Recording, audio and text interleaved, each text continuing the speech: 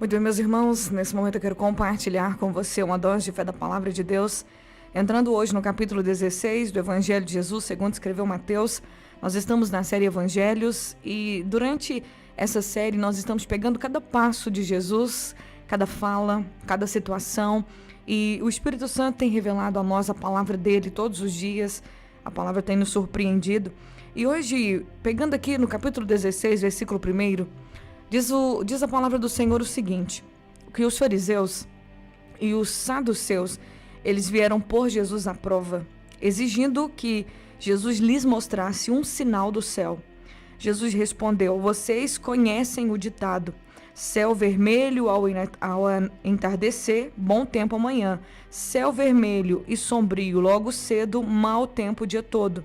Vocês sabem identificar as condições do tempo no céu, mas não sabem interpretar os sinais dos tempos.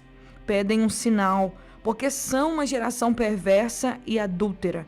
Mas o único sinal que lhes será dado será o sinal do profeta Jonas. Então Jesus os deixou e se retirou. No capítulo 12, também Jesus foi questionado pelos fariseus e mestres da lei. Eles pediram a Jesus, no capítulo 12, também um sinal de que Jesus era de verdade, que em ele estava transparecendo ou mostrando ser o Filho de Deus, o Messias, o enviado. E Jesus disse: vocês são uma geração má e adúltera, perversa e adúltera. Vocês pedem um sinal, mas nenhum sinal lhes será dado além do sinal do Jonas. O sinal do profeta Jonas, que ficou 3 dias dentro do ventre de um peixe nas profundezas do mar, e depois ele emergiu dali. Então Jesus estava profetizando, já dizendo que o sinal realmente de que ele era o Filho de Deus e de que de verdade ele era o que as profecias estavam referindo-se a ele, era que ele morreria, mas ao 3º dia ele iria ressuscitar. Jesus não deu bola para esses fariseus e para esses saduceus. Só que é interessante uma coisa: os fariseus e os saduceus, eles eram de partidos diferentes, partidos religiosos diferentes. Os fariseus, eles eram um grupo religioso, foram eles que criaram as sinagogas, e os fariseus, eles criam em coisas que os saduceus, que era outro grupo religioso no meio dos judeus naquele tempo, não criam. Eles eram rivais. Mas quando se tratou de perseguir Jesus e perseguir a igreja, esses dois grupos rivais se uniram para poder perseguir. Para você entender um pouquinho sobre os fariseus eles criam na ressurreição dos mortos. A autoridade deles era a tradição oral e escrita. Eles não tinham partido com a ocupação romana, ou seja, eles não eram a favor da ocupação dos romanos. Eles tinham uma ênfase na obediência à lei, e o rebanho deles era as massas. Eles eram compostos de pessoas leigas e empresárias. Enquanto os saduceus não acreditavam, e não acreditam até hoje, na ressurreição dos mortos. Eles têm como autoridade a Torá, apenas a Torá. Eles não têm tradições humanas.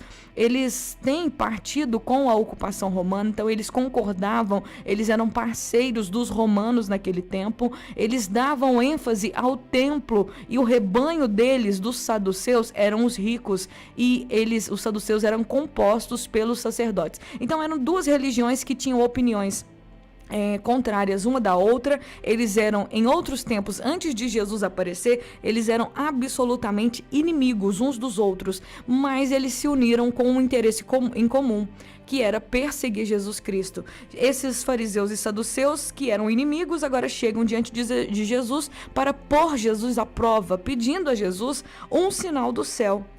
E Jesus disse: olha, vocês sabem interpretar os sinais do céu.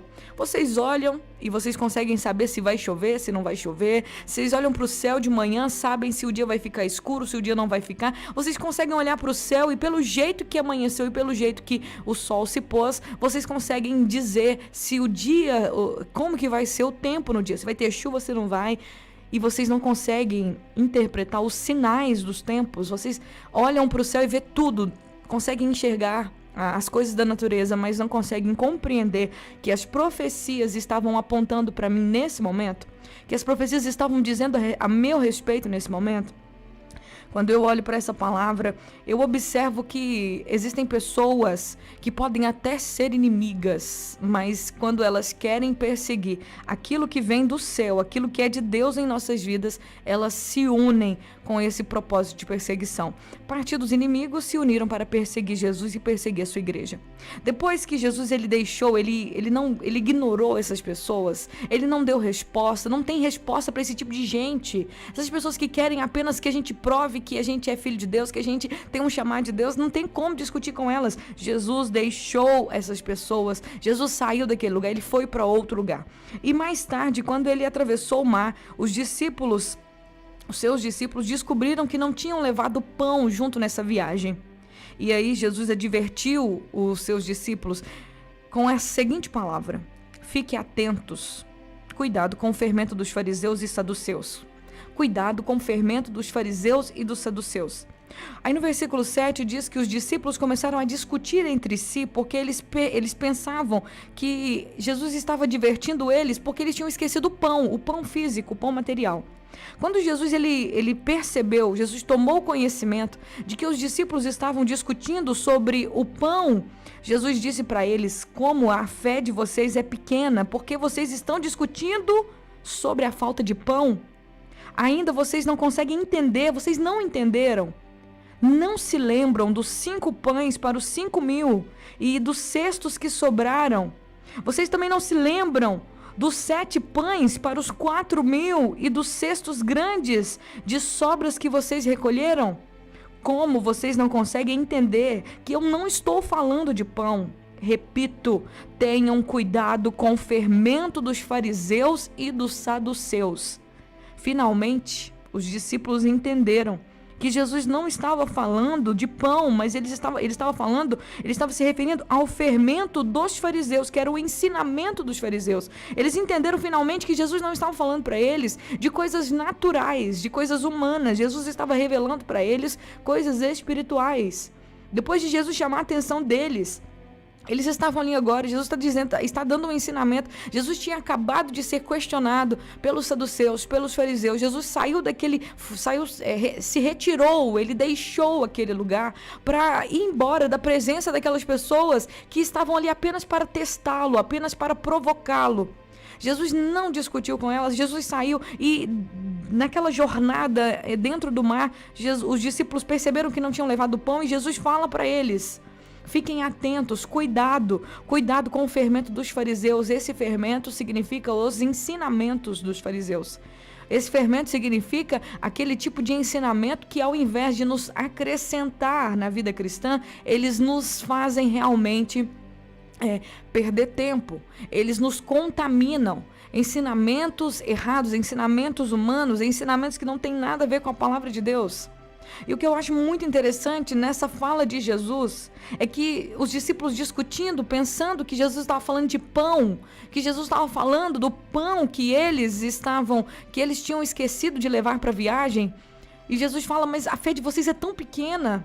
Gente, que fé pequena, vocês acham que eu estou falando de pão? Por que vocês estão discutindo sobre falta de pão? Vocês não lembram que eu fiz um milagre? Que eu multipliquei 5 pães para 5.000 homens, que eu multipliquei 7 pães para 4.000 pessoas, e vocês ainda estão falando de coisas naturais? A gente precisa buscar muito de Deus, meus irmãos, que o Senhor nos dê capacidade, força, que Ele nos dê entendimento, para a gente parar de ficar julgando as coisas de Deus como se fossem como as nossas coisas. As coisas de Deus não são julgadas, levadas de modo natural. Nós não podemos discernir a palavra de Deus de modo natural. Nós precisamos ficar atentos. Os discípulos caminhavam com Jesus o tempo todo, mas eles estavam desatentos. Eles não estavam vigiando, eles não estavam prestando atenção no que Jesus estava fazendo. E eu olho para Jesus e vejo quanta paciência, quanto amor. Às vezes eu fico pensando, 3 anos de ministério, 3 anos andando com aqueles homens para baixo e para cima, 3 anos de tantas experiências, 3 anos. Por que tanto tempo, Senhor? Por que tanto tempo ensinando?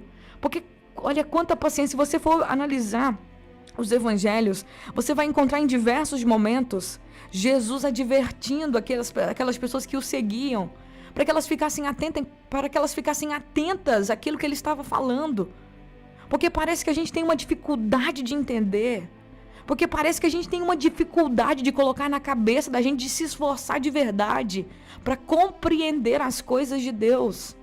Gente, Deus fala com a gente em tudo, Deus fala com a gente em todos os momentos. A presença de Deus, ela está, mas quantas vezes nós somos vagarosos em compreender as palavras do Senhor, em compreender aquilo que Deus fala conosco? Quantas vezes nós demoramos a perceber a fala de Deus, o agir de Deus nas nossas vidas? Os discípulos estavam ali discutindo, perdendo tempo, se estressando por causa de coisas que não tinham nada a ver com aquilo que o Senhor Jesus estava falando para eles. Eles estavam perdidos na falta do entendimento, na falta da atenção. E nós precisamos voltar o nosso coração para Deus. Nós precisamos voltar o nosso coração para o Senhor.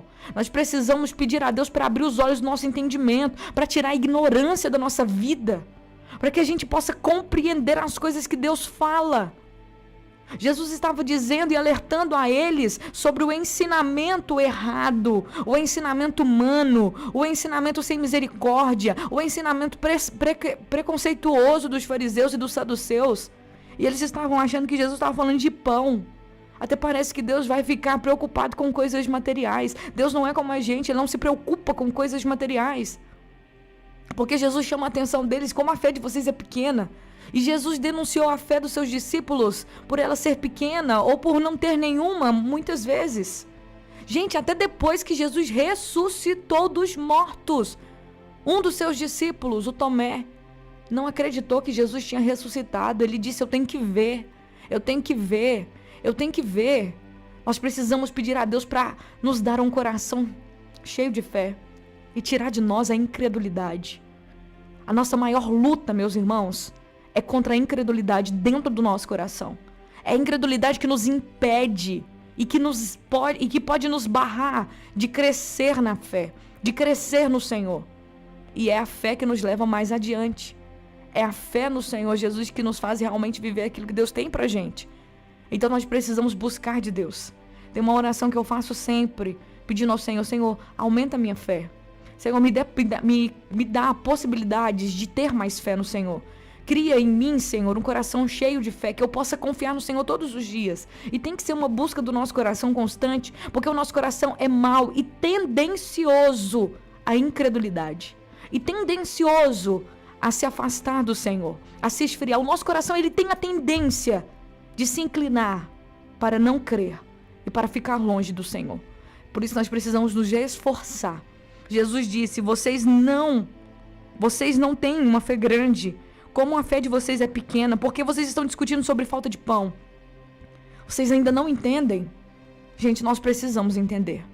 Vamos buscar a presença de Deus e pedir para que Ele acrescente a nossa fé. Vamos orar pedindo a Deus que Ele venha aumentar a nossa fé e que a nossa força, o nosso empenho seja em acrescentar, em fazer com que a nossa fé cresça cada dia mais. Que nós possamos agradar o Senhor Jesus com a nossa fé. Eu te convido a orar comigo. Senhor, obrigado pela Tua palavra. Te louvo, Jesus, te agradeço. Eu oro pedindo ao Senhor, nos enche de fé. Nos dê força, Senhor. Que a gente consiga, que a gente possa, de verdade, crer no Senhor com todo o nosso coração. Que nós possamos ficar atentos. Oh Deus, quantas vezes nós somos desatentos. E apesar de ver, de saber, de ler, de às vezes ter experiências com o Senhor, a gente é tão desatento. E muitas vezes estamos cuidando das coisas da nossa vida de modo natural, ao invés de lembrar e de crer que o Senhor tem poder na nossa vida para fazer qualquer coisa. Senhor, muda o nosso coração, acrescenta a nossa fé, muda a nossa história. Jesus, aumenta a nossa fé, fortalece a nossa fé nessa tarde. É o que eu te peço, em nome de Jesus, e te agradeço. Amém e amém.